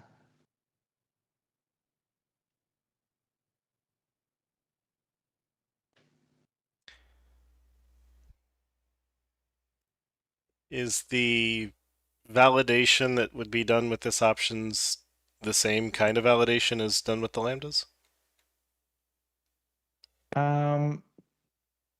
Yes. Basically, the idea is that if you have the validator, you have like a class where you encapsulate the validation logic. With the lambda, it's kind of like a shorthand, like I just want to validate that it's, I don't know, odd or even or whatever, not null. While with the validator, you usually have some longer logic that would mean putting it into the lambda is like too much. Or you just want to share the implementation. Like maybe you are validating, I don't know, some kind of address zip code for a specific country. So you can publish these classes as, let's say, NuGet package. And whoever is validating the address can use that. Yeah, but functionally, it's doing exactly the same. It takes the value that was read from the underlying store, like a configuration file or something, and validates that it fits the criteria. yeah. Given that, all these overloads look like they just make a validate options to hold the delegate itself. Yes. Makes me think this should just be a proper overload. So that you say validate and give it the lambda, and that turns it into an option, or you say validate and you give it the options, and that is an options. Okay. Like to me, it feels like it's literally the same thing. It's a different shape. The only real concern I would have is if you think that there's too much confusion between that somebody meant to be passing a lambda, but instead they pass an object. But I feel that we would have that problem in other places, and that's never really been a concern. Yeah, fine with me. I don't know from top of my head. Maybe you can scroll up a little bit whether we have validate with just one argument. Yeah, we do. Where it's like validate tdep. Yep. I think this would be probably the most confusing one because you can explicitly do validate angle bracket some type and then the lambda, or you can skip the lambda and have the validator itself. The compiler would resolve that correctly because of the var constraint and everything, but it might be confusing for some users that we have the same method doing like different things depending on basically what the type of T is, but I don't have a strong opinion.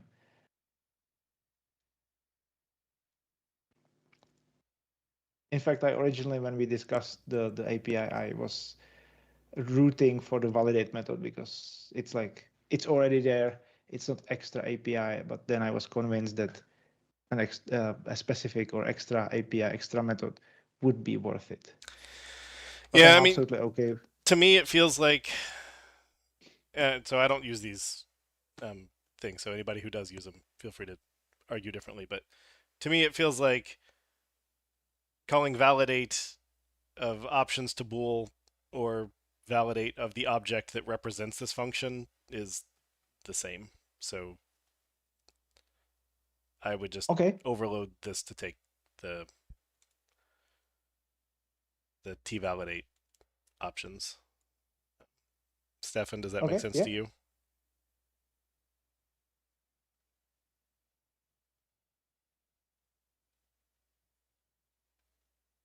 I heard you. It took forever to find unmute. Sorry, I've been multitasking, so I can't really answer the question well unless you restate it.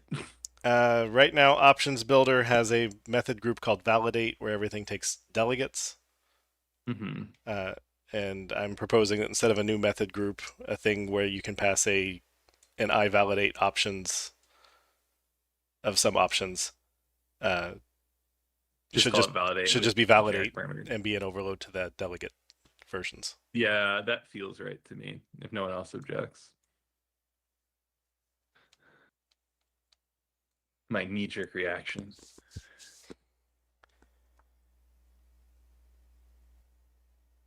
Okay. Have you tried declaring this? The T options comes from. Okay, never mind. I was like, I feel like there's a missing generic here, but there is because it came from the class. So yeah, I think the only change would be get rid of the word with. Okay, fair enough. Any dissent?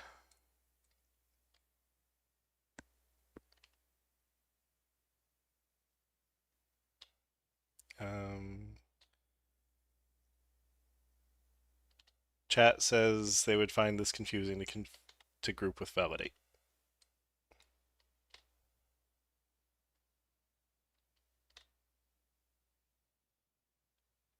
Can you expand on that, Frederick?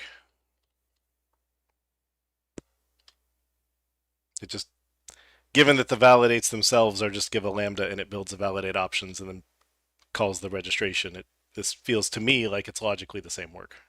You're just pre-packaging your lambda.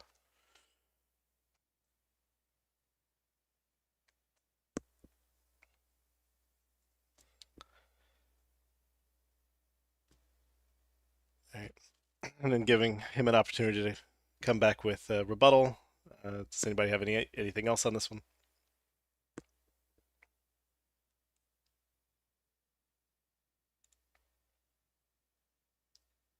Yeah, because none of these change the return type. They're all returning I think they're actually all returning this. So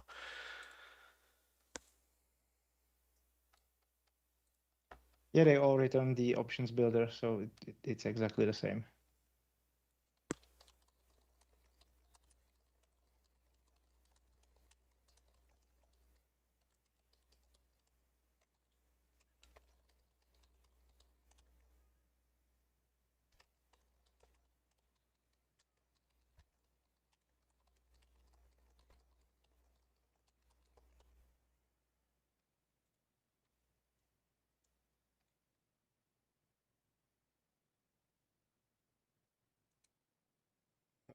the existing validative T, the T is the validated type, but now it's the validator. Yeah, I think the lambdas are also just going to work naturally.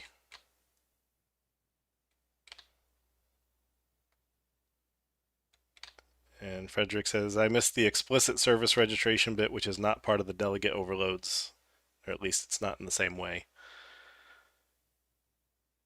I mean, I agree it's not an add, where most other things I've seen in extensions seem to be using an add pattern, but this does seem to be consistent with this type.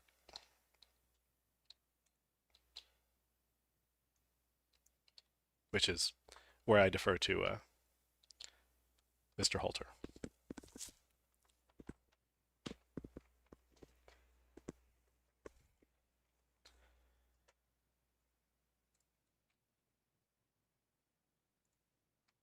So I think my inclination is to approve it with just being an overload to validate.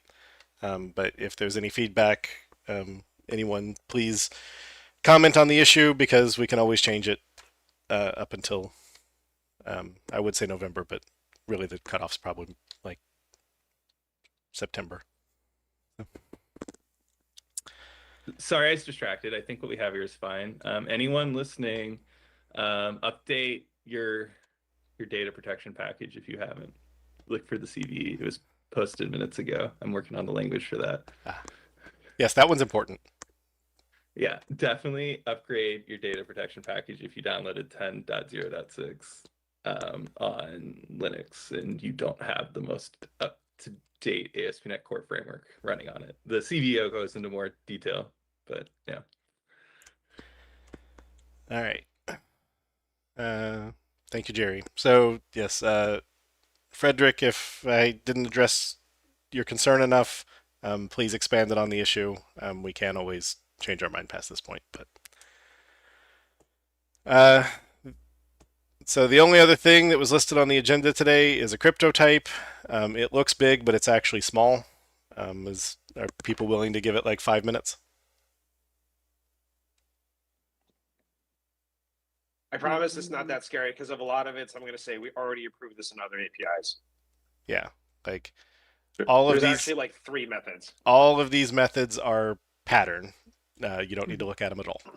So it's only like 4 words. All right, I'm going to introduce it and see if we maintain the quorum. So runtime 126.206 X25519 Diffie-Hellman. Kevin, go fast. Okay. So this is a new key agreement algorithm that we are going to look at adding, or we are going to add. It is specified by RFC 7748. It works kind of like EC Diffie-Hellman. For interesting reasons, it is not going to be a thing that EC Diffie-Hellman does. It's going to be its new class, and it being a new class means we can do a lot of API shape changes that we want, like we did for MLChem. So following kind of what we did with MLChem, which is not Diffie-Hellman, but kind of does Diffie-Hellman things too. It is an abstract class. It does not derive from asymmetric algorithm because we don't like asymmetric algorithm anymore. It doesn't get users anything, and it only just invites us pain, like forcing immutable design and not really giving any benefit of any kind of polymorphism. So that's the class. All it does, the only point of mutability of this is disposable, so it implements iDispose. X25519 per RFC has a secret agreement size in bytes of 32, a private key size bytes in 32, and a public key size of 32. As for the names, secret agreement size is mimicking off what we did for derive raw secret agreement, which is a method later. So the noun that Diffie-Hellman produces is called a secret agreement, and that matches what we did for EC Diffie-Hellman as well. Well, I could go either way on whether it should be raw secret agreement size in bytes or just secret agreement size in bytes. We very intentionally, for the method, put raw in there for EC Diffie-Hellman to make it clear to people that the output of this needs to go through a KDF. But the secret agreement is the noun. Whether or not raw belongs in there, I don't have a strong opinion on.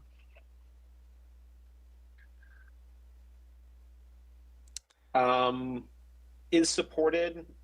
I am also not convinced we need, but we've been adding in new types like MLChem because they're traditionally been light up designs, like, oh yeah, new platforms don't have MLChem yet. X25519 is going to be very broadly supported. It's going to be on basically every platform except for older versions of those platforms. Windows 8 will return false for is supported, and Android before API level 33 would also return false. Other than that, every platform will be supported. So it's in browser will return false. So we could do it like we have for MLChem, or we could do it like we have for RSA, where we don't have an is supported property and we just throw platform not supported exception if you try to use it. I don't have an opinion there either, but it's easy to implement, and I think people just kind of expect it from us now. For the constructor, that one's kind of obvious. It's just parameterless. It's protected. It has to be because the class is abstract. X25519 has no configuration whatsoever. It doesn't take a parameter set. It doesn't take a key size. It's just the algorithm. So the constructor doesn't take any additional information because it doesn't need anything. For the design, like we did with MLChem, basically instantiating this is done through static methods that return the class. Under the covers, they will return an internal type that's appropriate for the underlying platform. So the general design is instantiating these things is done through static methods, and doing things with them like actually doing a KDF or exporting the key is done through instance members. So we have generate key. That's the same as we had for MLChem and MLDSA. It returns an instance of the base class. For public key, we have our usual byte array, import public key. I know, Jeremy, you had some feelings on whether that should be import public key or if we should try to clarify that it's not a subject public key info. Yeah, you convinced me that the spec just calls it the public key. The spec calls it the public key, and I think that's okay. And same thing with private key. Then for our export methods, export public key, we have our byte array returning one. It will always return a 32-byte array.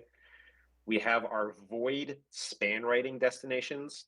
Like we did for MLChem, there is no int of like number of bytes written. There's no try. The destination that you must give it is precisely sized. So the public method will throw if destination is not exactly the same length of public key size in bytes. So we don't need to give anyone any information on how much was written because it's going to be 32. The instance members that are public will defer to the protected abstract ones. So there's our protected abstract export public key core. And we have the exact same thing for private. And then we have derive raw secret agreement. So even though we aren't doing EC Diffie-Hellman, we are using the same name that's on EC Diffie-Hellman, derive raw secret agreement. And it takes a parameter of other party, which is basically the public key. Unlike EC Diffie-Hellman, we are not doing two types for public key versus private key. EC Diffie-Hellman takes a EC Diffie-Hellman public key as the other party. The other parameter is called other party public key. We're just calling it other party. So the name matches EC Diffie-Hellman because it's a good name. For the parameter name, it matches, but we took the public key part off of it because it's not a different type. And it doesn't really matter because every instance is guaranteed at least a public key.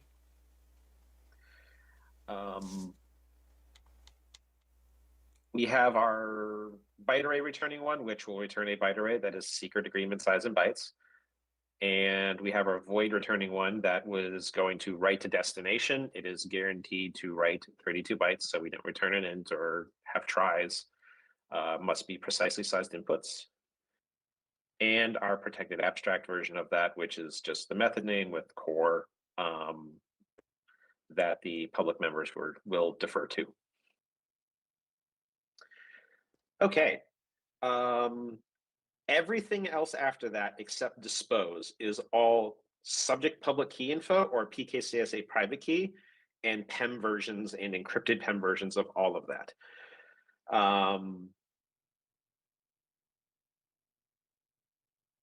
Whether or not we want to go over all of those one by one, we can. In that case, we will be here till like 4 o'clock. But the general... They're the same as all the existing ones. We talked about them in the past and said it's just going to be the pattern for all the crypto types. Yes, it's exactly the same. The only difference is that it returns an an X25519 Diffie-Hellman instead of like an MLChem. Yep. Same methods, same parameters, et cetera, et cetera. And we have our public dispose and then our protected virtual void dispose bool disposing for the dispose pattern. And like MLChem, we do have two public classes that are specialized for implementations. We have our OpenSSL suffixed type, which is I have a private key handle, safe EVP key handle, that is a existing type. It is if you got a key handle from a engine or for OpenSSL 3, which is much more common these days, a provider. You can pass that into this and do that. The the derived types do not have any static factory methods. The whole point of them is I have a key handle from somewhere else. Let me go do X25519 Diffie-Hellman things with them. We have a constructor that takes our key handle. Again, that's the same as MLChem, OpenSSL. And then we have our duplicate key handle method that returns a safe EVP key handle that basically uprefs the key handle. And then we have the same thing for CNG, which I'm not thrilled about adding, but we could add for consistency. For MLChem, we did MLChem CNG. It's the exact same shape. It takes a CNG key, which is basically the equivalent of a fancy wrapper around a encrypt key handle, and then a method that calls return CNG key get key. It also uprefs the key handle.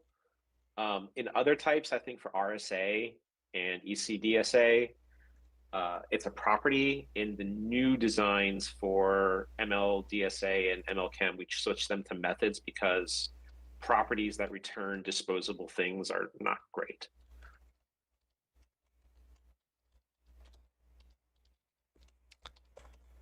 That's it. So, okay.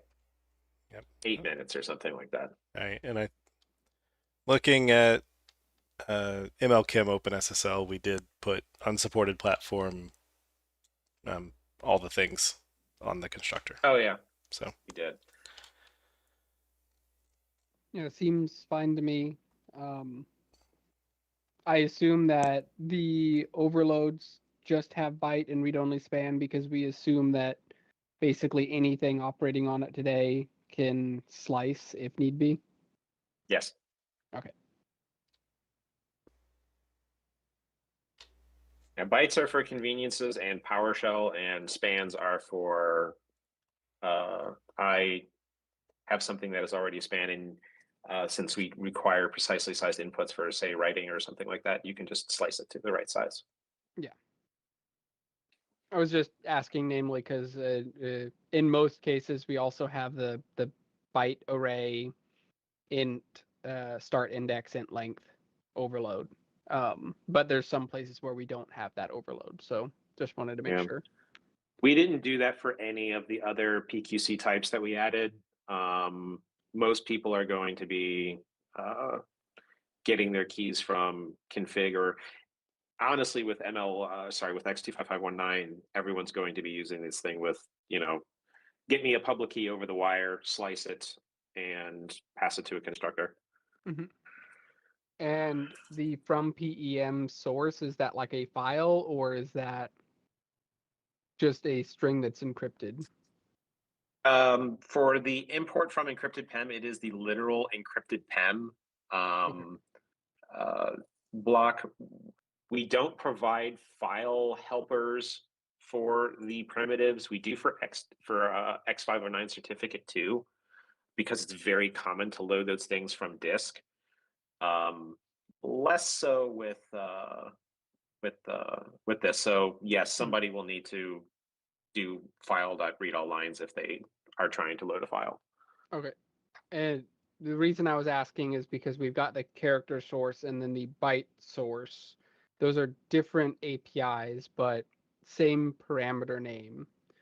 And just was a wonderment in my head of what's the difference there between those. So PEM is a base 64 encoded version of those bytes with a encapsulation boundary around it, like begin, RSA private key, and then a big base 64 blob, and then end, X25519 private key. Although in this case, it's going to be begin private key, begin public key, etc. There's no X25519 key. And the byte arrays are when you have the free base 64 decoded one that's called dir. And that's just the convention that we have on all of our crypto types. And so there's no UTF-8 consideration or anything here, and no risk of user confusion? No, we have a lower level thing called PEM encoding. If you have a UTF-8 encoded PEM, you can do it yourself with something called PEM encoding.read UTF-8, and that will give you a slice into the buffer. We considered that a bit of a power user scenario, and we said if there's ever a time when somebody says, I want to read UTF-8 PEMs, they can use the power API. And if there's enough feedback, we can add them on the primitives, but nobody's given that kind of feedback. Okay, sounds good to me. Yep. So I think the only real contention in the name is, do we care about the raw and raw secret agreement? Partially for EC Diffie-Hellman, we ended up with it because we already had derived secret agreement, which used the mode property only on the derived type. But I feel that the raw is good for it's a security weasel word of telling you handle with care. Yeah. And then I think it's fine to say secret agreement size instead of raw secret agreement size in the const, but I'll let somebody else second that. Do I count? I'll let someone have the opportunity to refute that. It makes sense to me, but I'm not enough of a crypto expert to have a definitive say so. As a non-expert, is it obvious enough to you that this constant goes with this method? Or would you want the word raw in front of the constant to know that it goes with this method? I mean, I could certainly connect the dots on those, and if I typed secret agreement in the thing, it would connect. Okay. I don't have a strong preference of putting raw in front or not. All right. Sounds like the only change from the proposal is the unsupported OS attributes. Yeah. Which makes sense because at this point, we're well into lather, rinse, repeat.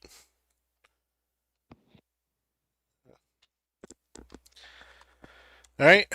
Well, thanks everyone for staying late, and thank you, Kevin, for your proposal. I'll delete those words because they don't belong. All right. And API. GitHub used to have this nice feature where it just showed the list alphabetical, and now it tries to be useful. And useful things are never useful. I don't want the suggestions. If only some GitHub employee could hear me give that feedback. All right. I know it's not your department. Okay. Your feedback has been noted and forgotten. All right. Given all due consideration. Yeah. All right. So thanks everyone for joining us.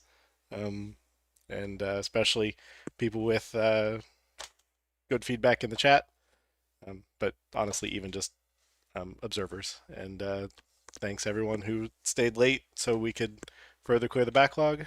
And let's hit refresh, and the whole backlog fits on one screen now. So I think we're getting into a much better space.